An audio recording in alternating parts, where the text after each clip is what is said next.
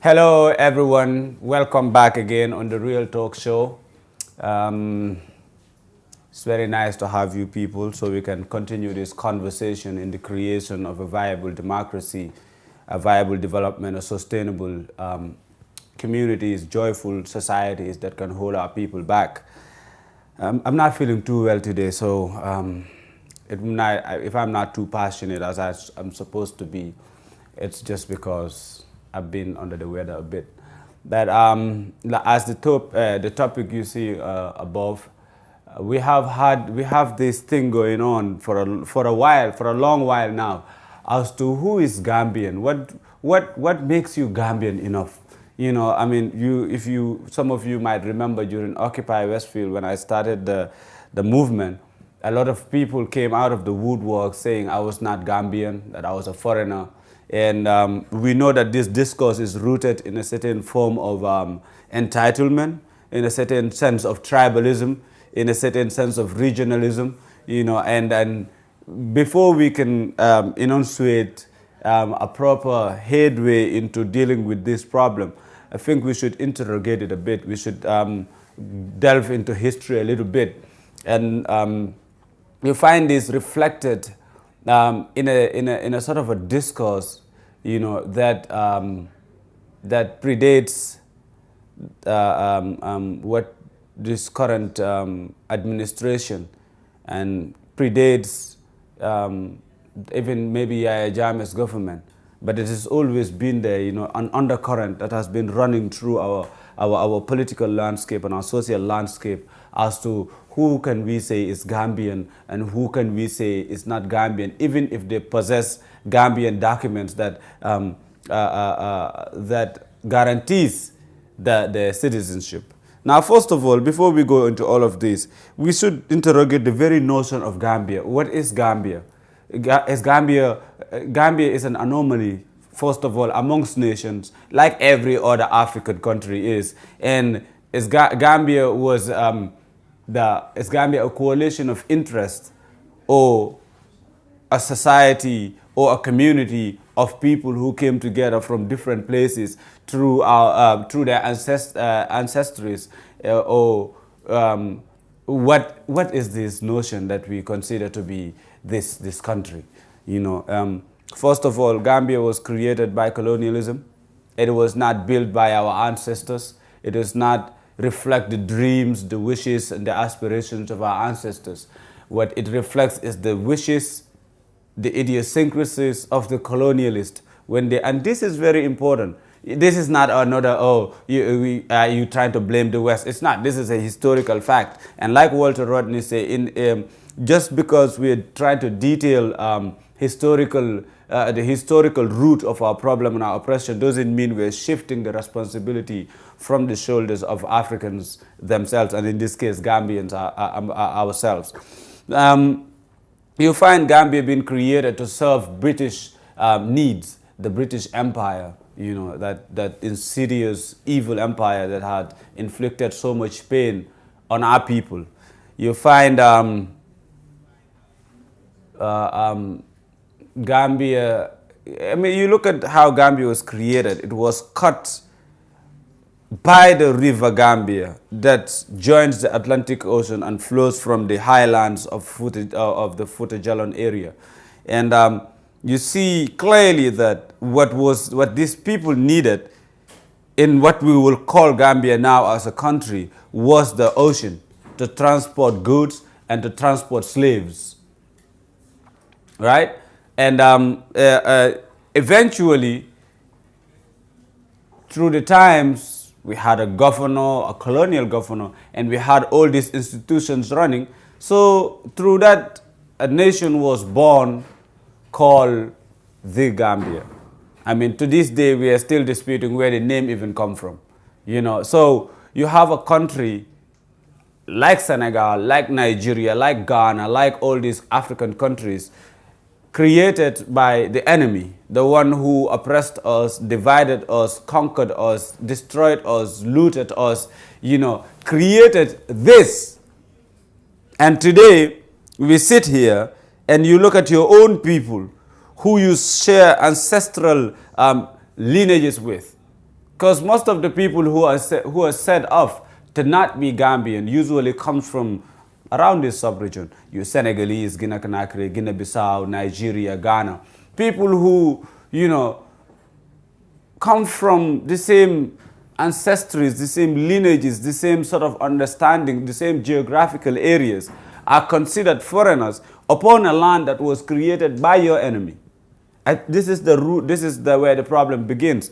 And then we have another problem, which is the problem of nationalism, where you find people talking about, oh yeah, this is the nation. And when we talk about the nation state as we know it, which is a Eurocentric creation that came out of post-Renaissance, European Renaissance, you know, we find another thing is, how do you define the nation state? This imagined community, you know, where people in certain countries, people find more commonalities through living in the same region, but not necessarily belonging to these characteristics, this national or this geographic entity that was cut out and shaped out by a few people. And that brings me back to, for example, this European creation of these non-viable states across the continent. You see the disrespect of it when in the 19th century or the late 18th century or 19th century, when European nations gathered in the dining hall. They didn't even do us the dignity of gathering in a conference hall. They gathered in a dining hall, true to form, because they were fleshing us out to eat us. Right? They gathered around an African map and sliced us like pizza inside the dining hall of Otto von Bismarck in Germany. And today we are hating each other, destroying each other, you know, making hurtful xenophobic comments over these nations that were created disrespectfully to loot our resources, to buy, to sell and to capture our people, our own sisters and brothers, and sell them as slaves. This was why these nations were created. So the very notion of Gambia or Senegal or Nigeria is based upon a primitive thirst for conquest and for capitalist expansion. Our ancestors never sat down and said, okay, now we are going to create these nation states. At least if it was built, that's why you find borders across the continent that cut between family compounds, family houses, cut one village into two, or one town into two, or one house into two, one house, like a house, a built house into two. We've seen this. You know, families divided literally because the white man, the colonialist, the conqueror came and decided to divide us. You know, create a nation state and give us certain rituals, the rituals of the nation state, and also the aesthetics of the nation state, the symbols of the nation state. You have a flag that you stand up to. You have a government that you subordinate yourself to. You have a national anthem that you dutifully sing and, you know, make pledges and allegiances to this nation state. That is the exact creation of the very enemy that has put you in this position that you're in. Now, this is not shifting blame. We all know that the African continent is where it is because of colonialism. And it will be where it is as long as we pledge allegiance to these colonial borders, these colonial relics, these colonial forms of education, these colonial ways of seeing ourselves. Unless we start seeing ourselves as an African people, whether you are a person in the African diaspora or on the continent, unless we start seeing ourselves as the mass of an African people who were disinherited of their land, of their legacies, of their lineages, of their geographic freedom of movement, because the enemy decided to create this notion. So when you say somebody is not Gambian enough, what are you saying? When you look at a black person, somebody from the African continent, and you say, you are not a Gambian. Of course you are not Gambian, but you are an African. You know, you know, I am, that's why I'm very wary and to claim that I'm a nationalist or I'm a patriot. Because every time you say this, you are unconsciously subscribing, you know, and accepting this formulation that was created by your enemy to keep you downtrodden and, you know, was used to just exploit and use your resources and to kill your ancestors and, you know, debase our people. So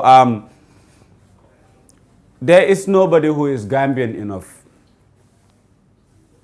We are all African enough. We all share this vast geographical location called the African continent, which was here, you know, recognized as the land of the black people before the colonialists came. We had that in common. Our ancestors recognized that. We had commonalities that we still thrive on, you know, that have been here before the advent of colonialism. But now here we are divided into different little non-viable states that are the puppets of, you know, with dictators and tyrants and non-viable leaders and, you know, visionless leaders, you know, and we're still here fighting over each other, otherizing our own sisters and brothers just from across these colonial borders that were created by colonialism. So you are, for me, and this is what we need to be thinking, we need to be thinking like. We need to be thinking ahead. And one of the things that that will help in that regard is to start thinking in a trans-African methodology, in an African internationalist paradigm of thought, in a pan-Africanist sort of mode of thinking. Because unless we do that, you are discriminating your own sisters and brothers who should find home in this country. Our situation with other nation states like European nation states is different. Those were created by those people themselves. Ours was created by the very enemy who put us in this position. We can't keep pledging allegiance to these things to an extent where, you know, you authorize your own sister and brother who, without colonialism, you would have never seen as a foreigner, as a stranger in your land. Even if you see them as a stranger, it will not be upon this rigid notion of, oh, who is Gambian, who is not Gambian. And another thing is, I've noticed this, and this is true. I've seen this happen over the times, through the times since I've been alive. I'm Fuller, right? And for some reason, for some strange reason, if you're Fuller in this country, you're considered a foreigner.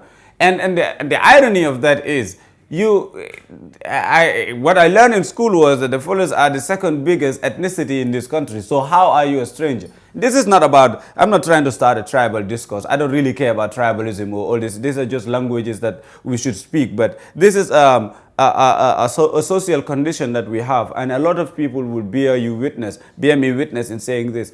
And this is what we need to. You cannot identify people based on their ethnicity and then otherize them. You cannot look at the people, and we have this other thing, these namings. You know, for example, we call Nigerians Nyak or Ghanaians or Sierra Leoneans. How can you have some these very insulting names for our people who are your own sisters and brothers? You know, the least you can do is to call them maybe Nigerian or Ghanaian or whatever, or call them Africans, but you cannot use these very insulting terms upon your own people. So I'm just blabbering today. I'm not feeling very well. I've been prepared for this session. So, you know, this is just something that has been bothering me for so long, because I mean, it was never a problem for me initially, because I came of age in the Pan-Africanist movement, so I've always been conscious of the fact that I live within a neo-colonially created land, you know, a colonially created land, and currently a neo-colonial proxy state. And so I've always rejected these notions of patriotism and nationalism. I am an African patriot. I pledge allegiance, life, blood, sweat, and tears to the African continent and to oppressed people who are unauthorized and unloved by power everywhere in the world. But I refuse to circumscribe my being to a nation that was a geographic entity that was created by the colonial enemy. created to transport our own sisters and brothers into Europe and enslave them, created to loot us of our resources. And because Gambia was created just for the river, right? And for the, because I don't see any mineral resources, maybe agricultural resources, but mainly for the river to transport goods. And when they say these goods, they're talking about our own people who were captured and enslaved and sold in what then was the New World or whatever they call it. You know, so I refuse to pledge allegiance to these these entities until the day Africans we come together and aspire to creating a sovereign African united front. Have our own passport, our own currency, our own high command, and our own mediums and other means that will continue uniting us. Until that day, I'm just another African internationalist and an African patriot who will continue fighting for the liberation and the unification of the continent under scientific socialism. Thank you very much, and one love.